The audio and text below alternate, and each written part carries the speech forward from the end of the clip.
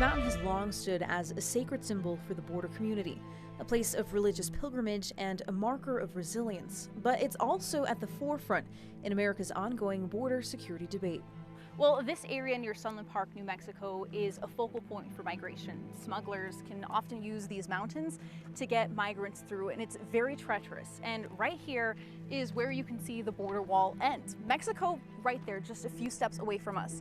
So these barriers have been put in place, and they're being used to try and help buy agents some time. For years, for us in El Paso sector, this area has been very active with illegal aliens making entry into the U.S. So with this barrier that you see here, it's a mobile infrastructure that we have installed in the area to prevent the use of off-road vehicles by smuggling organizations in order to minimize, deter, or slow down the traffic of illegal migrants. That way our agents can respond safer to the area to make those apprehensions. Yeah, because I mean, I see this, right? And I think like, oh, this is super easy to climb. I don't see how this would stop anyone from coming into the country. Exactly. Can you explain to us a little bit more about the purpose of this? Sure. The main purpose of the vehicle barrier, as it states in the name, is to stop vehicle traffic. You know, any type of vehicle that is used to smuggle either humans or narcotics into the country. So what it does is allows us to slow that traffic down. We've had reports in the area of the use of off-road vehicles, like side-by-sides, ATVs, dirt bikes, dirt scooters. So it allows us to divert that traffic or slow it down so our agents can respond. Is this an area where you guys see a lot of people coming through? The El Paso sector covers all the way from Lordsburg, New Mexico to Fort Hancock, Texas. But the main and most busy area is this area. The Santa Teresa area, the Mount Cristo Rey area behind us right here, it's been the #1 place for human trafficking and human smuggling. So for us, this area is a priority.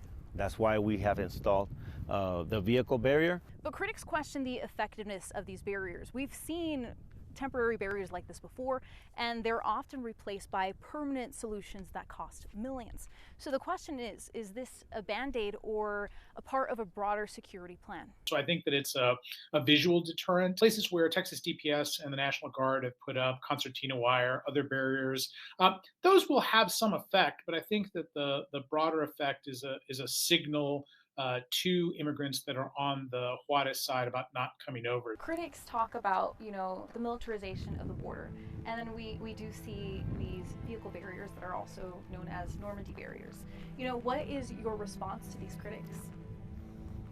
Well, El Paso sector welcomes any collaboration with any agency.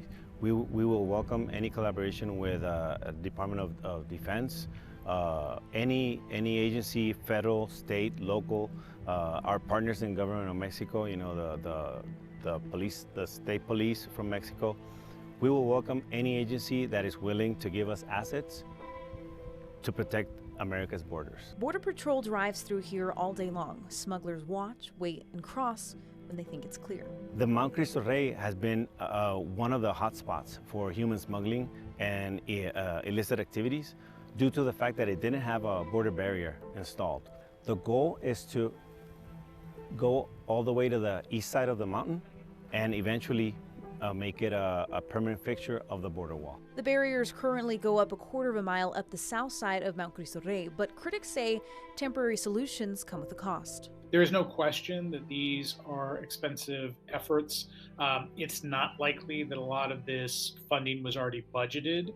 So in other words, actions that have been executed as a result of these executive orders are going to have to be paid for at some point. And while the future is uncertain at Mount Cristo Rey, the barriers stand as a reminder of the ever-evolving border landscape, one where security, migration, and community intersect in complex and often conflicting ways. Reporting from the U.S.-Mexico border, I'm Vania Castillo.